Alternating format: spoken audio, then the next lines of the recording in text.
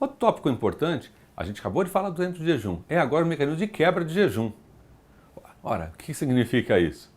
Para alguns procedimentos, alguns estudos mostraram o seguinte: na hora que eu reponho líquidos, preferencialmente uma solução de carboidrato com um pouco de aminoácidos, para esses pacientes, 2 ou 3 horas antes da cirurgia e 6 horas antes da cirurgia, eu crio uma situação em que, quando eu analiso a recuperação funcional intestinal desses pacientes, translocação bacteriana, infecção, eu tenho todos os índices muito mais reduzidos.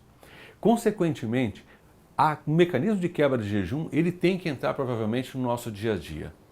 E quando eu digo no nosso dia a dia, para que a gente tenha mais tranquilidade nisso, a gente não pode trabalhar de forma isolada. Isso é um processo de um grupo de profissionais. É um grupo multidisciplinar e multiprofissional. Eu tenho que trabalhar junto com o cirurgião com relação a isso, eu tenho que trabalhar junto com o clínico e tenho que trabalhar fundamentalmente junto com o time da enfermagem e da nutrição para nos ajudar em relação a isso.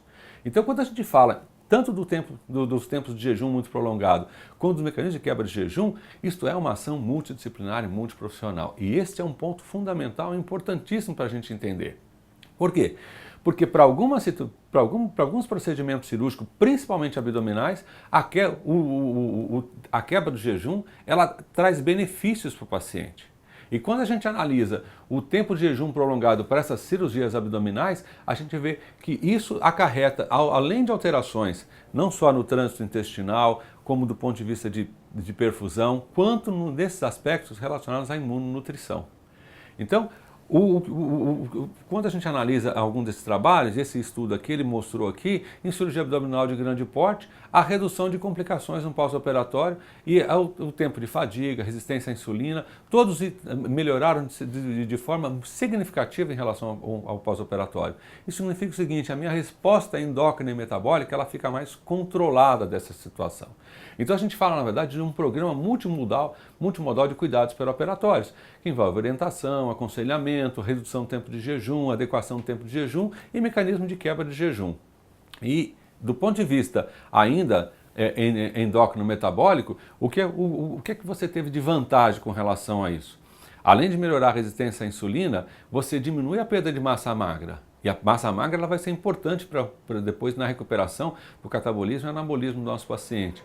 E ela vai diminuir a resposta orgânica ao trauma. Então, 2 ou 3 horas antes, 150, 250 até 300 ml de uma solução de à base de carboidrato e proteína hidrolisada ou glutamina, e elas efetivamente elas fazem essa imunomodulação.